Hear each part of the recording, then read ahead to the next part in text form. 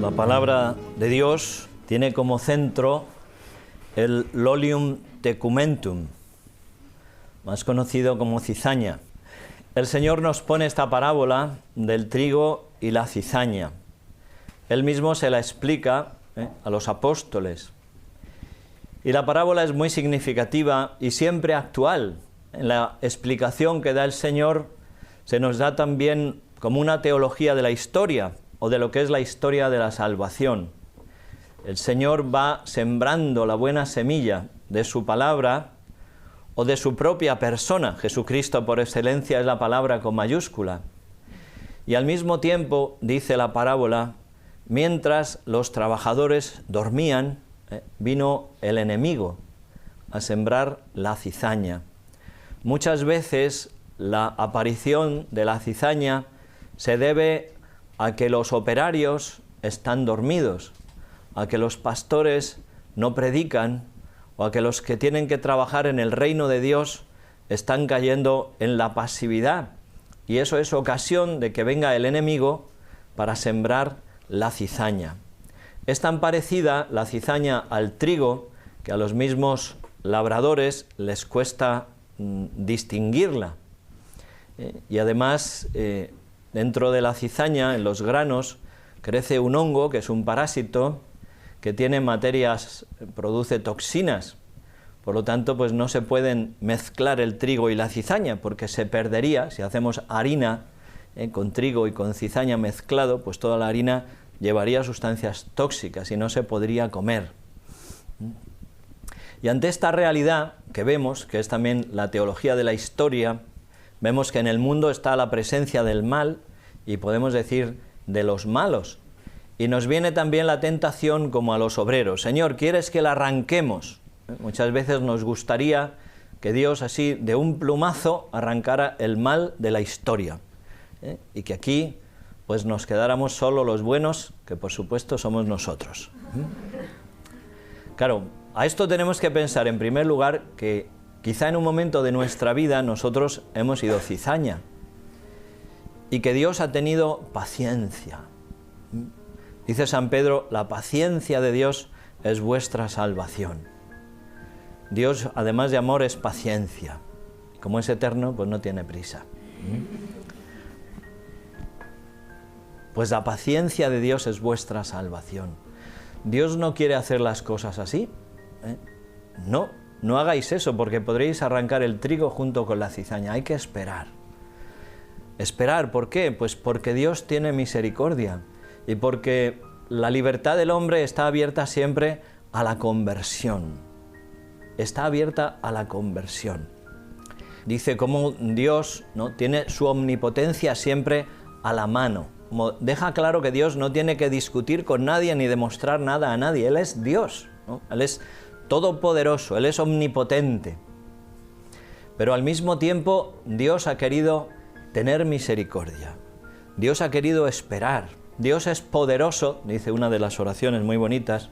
Oh Dios, me manifiestas especialmente tu poder con el perdón y la misericordia. Dios es fuerte porque puede perdonar, porque vence el mal a fuerza de bien, porque destruye el pecado con la misericordia. Y esa es la fuerza de Dios, y esa es la batalla que nosotros tenemos que librar en medio del mundo.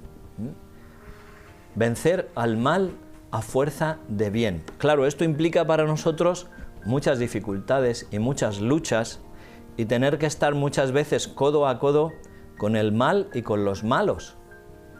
Luchando, ¿por qué? Pues por ese misterio de la redención del que Dios nos ha hecho partícipes. ¿Cuál ha sido el camino que ha seguido Jesucristo? Pues Él mismo lo dice, ¿no? Yo podría pedir a mi Padre que enviara 7 legiones de ángeles, pero no, Jesucristo eligió el camino de la cruz. Y la debilidad de la cruz, la locura de la cruz, es la sabiduría de Dios y es la fuerza de Dios.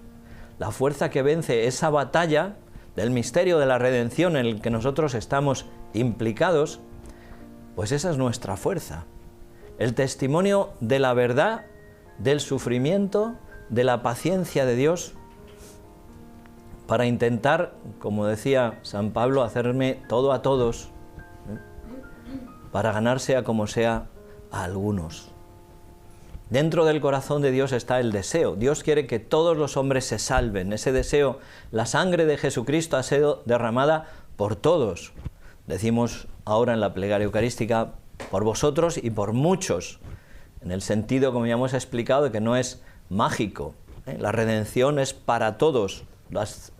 Las puertas del cielo están abiertas para todos, pero es la libertad del hombre la que tiene que acoger. Por eso dice el Señor, hay que esperar, dejarlos crecer juntos. Y si al final llega un momento donde Dios separa, donde Dios discierne, donde Dios juzga, y los que han elegido seguir siendo cizaña y obradores de iniquidad, pues serán arrancados también para ser arrojados al fuego. Hay algo también en nosotros, si algunos lo ponen como casi como una prueba de la existencia de Dios, como esa de necesidad de la justicia, es decir, esa presencia del mal cuando es tan consciente, tan fría, tan calculada, pues pide que eso no pueda quedar impune. Es decir, hay gente que hace tanto mal, tanto daño, con tanta frialdad, que pide que haya una justicia por encima de la justicia humana que pueda poner las cosas en su sitio y que pueda decir lo que es verdad y lo que no es verdad, lo que ha sido bueno y lo que ha sido el error. Estamos metidos en una sociedad donde prima mucho el relativismo y donde a veces también esta realidad de la cizaña y el trigo podemos aplicarla a la verdad y al error. Y es verdad que a veces el error se parece a la verdad. Y es verdad que a veces en el error se utilizan incluso el lenguaje que usa la verdad. Y aunque el corazón del hombre y la mente del hombre está hecha para la verdad, pues a veces la comodidad, la pasión, la mentira del diablo, que también esclaviza, lleva a que los hombres prefieran la mentira a la verdad, que prefieran las tinieblas a la luz, dice Jesús, porque sus obras eran malas. Normalmente cuando una persona obra la maldad, le impide también captar la verdad. Y una vida santa, una vida buena, una vida en gracia de Dios, abre la mente a la verdad y a la belleza. No hay nada más bonito, pues es una persona que vive en pecado mortal, se hace incluso incapaz de disfrutar la belleza de la naturaleza. Igual que nosotros a veces podemos la impresión de que somos un poco tontos, porque con cualquier cosa nos reímos y todo nos hace gracia y hasta lo más sencillo nos lo pasamos bomba, pues la falta de la presencia de Dios en el corazón hace que el hombre se haga incapaz de la verdad. Y en medio de esto, pues nosotros tenemos que estar también muy atentos. Primero los pastores para no ser perros mudos, como dice el profeta, con mucha fuerza. Nosotros estamos puestos sobre la atalaya para dar el grito de aviso, para predicar la verdad. Y la única verdad que salva, que es la que nos ha traído Jesucristo. No hay muchas verdades. No hay tu verdad y mi verdad. No existe el para mí esto está bien, para mí esto está mal, ¿no? Sino que Dios se ha revelado a sí mismo en su Hijo Jesucristo. Ha ido recorriendo todo un proceso, un camino de la historia de salvación donde se ha revelado progresivamente, adaptándose al comienzo a un pueblo rudo, rústico y venciendo una serie de costumbres ancestrales metidas ahí que no tenían nada que ver con Dios, para que poco a poco ese pueblo se fuera preparando, ¿no? Hasta llegar a la luz de la verdad, Jesucristo, el camino, la verdad y la vida. Y la Iglesia nos revela ese camino, la Iglesia nos predica a Jesucristo. Por eso la Iglesia tiene una doctrina luminosa, una doctrina santa, una doctrina que salva, porque no se la ha inventado ella, sino que la ha recibido de Jesucristo. Y es ahí en la fidelidad al Señor, a la Biblia, a la palabra de Dios, a la tradición, al magisterio, ahí es la palabra que salva. La palabra que el mismo Señor nos ha enseñado, ese Dios que no puede ni engañarse ni engañarnos y que nos habla para hacernos partícipes de su vida. Esa verdad no solo nos enriquece la inteligencia para que nosotros conozcamos al verdadero, como dice San Juan, sino que le conocemos a Él, nos conocemos a nosotros mismos en Él, el destino eterno, quién somos, de dónde venimos, a dónde vamos, y también el cómo tenemos que vivir en esta vida, porque el bien y la verdad son una misma cosa. Bonum et verum convertuntur, queda así muy sonoro en latín. Decía alguien que todo lo que se dice en latín suena como más inteligente, ¿no? Aunque sea lo mismo, pues bueno, bonum et verum convertuntur, ¿eh? Pues el bien y la verdad van unidos, van de la mano, no se pueden separar. Y esta es la doctrina que el Señor nos enseña, que la Iglesia nos predica y que nuestro corazón también desea y anhela. Tenemos ahí tantas personas, pero bueno, San Agustín, un buscador de la verdad, buscando en un sitio, en otro,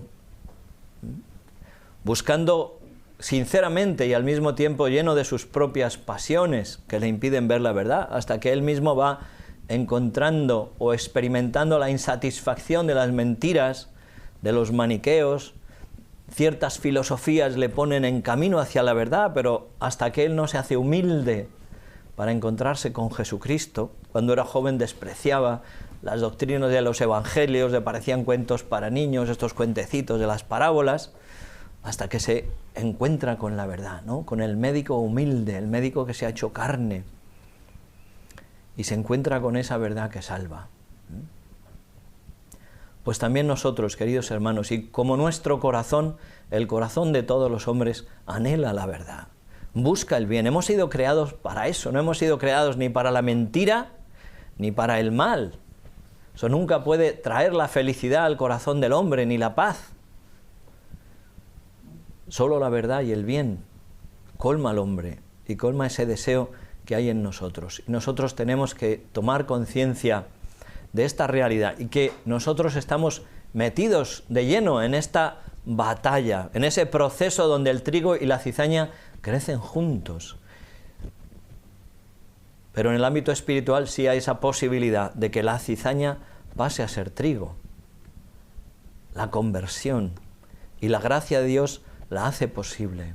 Y también el Señor cuenta con nuestro trabajo, cuenta con nuestra oración, cuenta con nuestros sacrificios. En Fátima, cuyo centenario celebramos, la Virgen lo ha dicho, cuántas almas dejan de salvarse, van al infierno porque no hay nadie que rece y se sacrifique por ellas.